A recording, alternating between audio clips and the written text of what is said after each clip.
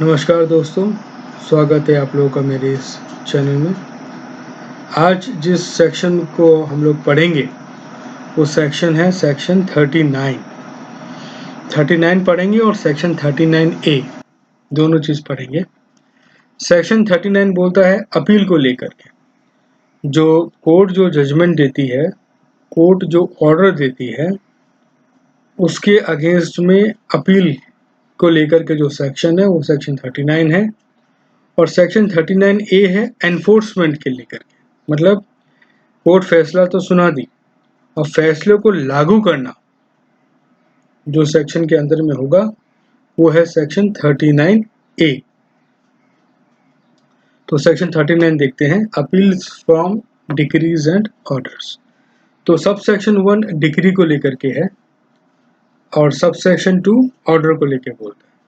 तो sub section 1 ये बोल रहा है कि चैप्टर 5 चैप्टर 6 में कोई भी जजमेंट, कोई भी फाइनल जजमेंट कोर्ट अगर देती है तो वो अपीलेबल है, उसके ऊपर में अपील की जा सकती है। एक्सेप्शन है सबसेक्शन 3 जो है इस सेक्शन का, वो एक एक्सेप्शन है।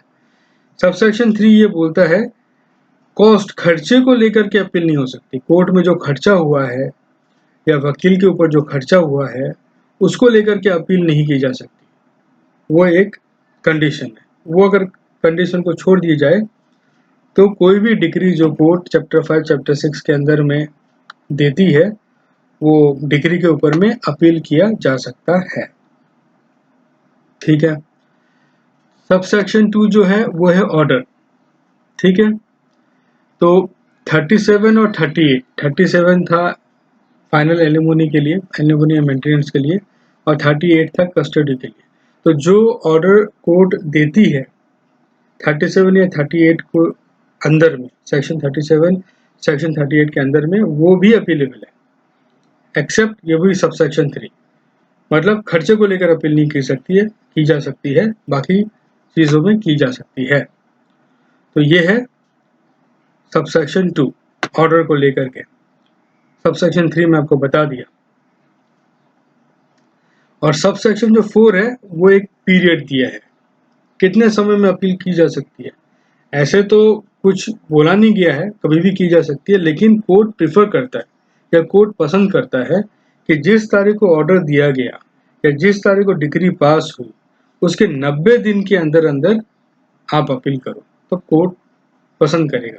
यहाँ पर प्रेफर्ड शब्द का यूज है, प्रेफर्ड मतलब पसंद करेगा। उससे ज़्यादा भी दिन में भी अपील की जा सकती है, फिर कोर्ट को कन्विंस करना पड़ेगा कि भाई लेट क्यों हुई। तो जनरली है 90 दिन के अंदर में आपको अपील करनी पड़ेगी। ठीक है। अच्छा, अब आइए सेक्शन 39A के ऊपर। 39A है, अब क्या होता है कि कोर्ट तो जजमेंट दे दिया, कोर्ट तो ऑर्डर दे दिया, अब उसको तो काम में लाना है, एनफोर्स करवाना है।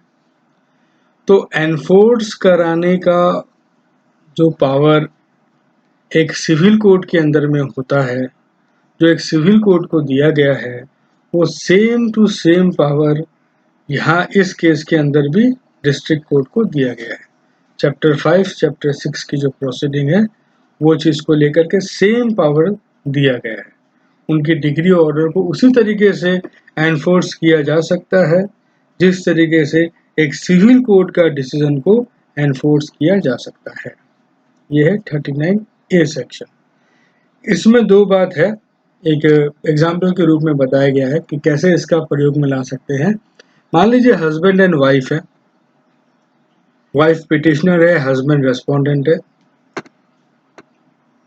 जजमेंट वाइफ के फेवर में आया और वाइफ को एक ऑर्डर दिया गया जो कि जजमेंट का एक पार्ट था कि संडे 2 घंटे के लिए इस जगह में बच्चे को रेस्पोंडेंट को देना पड़ेगा।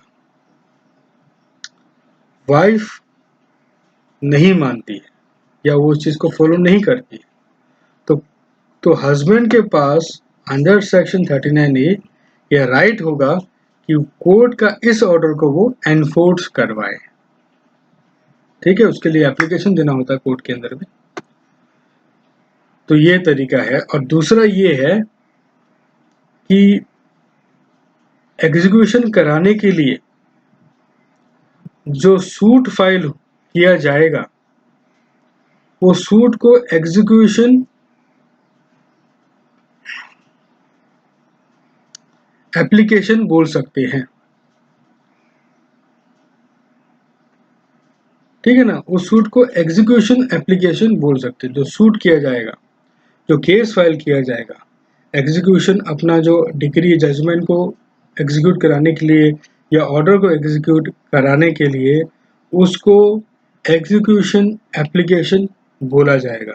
इसके लिए एक लैटिन वर्ड का यूज किया गया है जिसका नाम है एक्स डेबिटो जस्टिटाई। एक्स डेबिटो जस्टिटाई मतलब मुझे अधिकार है, मुझे कोर्ट ने ये अधिकार दिया है और मैं चाहता हूं या चाहती हूं कि इस अधिकार का पालन हो। उसके लिए जो सूट कोर्ट में किया जाएगा उसको एग्जीक्यूशन एप्लीकेशन भी बोल सकते हैं। तो ये सेक्शन था सेक्शन 39 और सेक्शन 39A। इसमें यहाँ एक बात और ऐड कर दूं जो मैं सेक्शन 39 के केस पे मेरे दिमाग से उतर गई थी कि जो सेक्शन 39 में था कि अपील कर सकते हैं ना, तो अपील कहाँ कर सकते हैं? तो अपील उस कोर्ट में कर सकते हैं जिस कोर्ट में जो कोर्ट जो करंट कोर्ट के सुपीरियर में आता है। ठीक है ना, अगर वो सिविल कोर्ट होता तो सिविल कोर्ट में अगर अपील की जाती तो वो अपील कौन सा कोर्ट में जाती? तो इस केस में भी, फैमिली केस में भी डिस्ट्रिक्ट कोर्ट को एक सिविल कोर्ट माना गया है कि नहीं? जो हम लोग डेफिनेशन पढ़े थे सेक्शन 1 के अंदर में, वहां पर डिस्ट्रिक्ट कोर्ट को सिविल कोर्ट बोला गया था। तो सिविल कोर्ट के कोई जजमेंट देता है तो वो जजमेंट के अगेंस्ट में अगर अपील करनी है तो अपील जिस कोर्ट में जाएगी वही चीज डिस्ट्रिक्ट कोर्ट के ऊपर भी अप्लाई होती है। वीडियो देखने के लिए बहुत बहुत धन्यवाद। Thank you very much.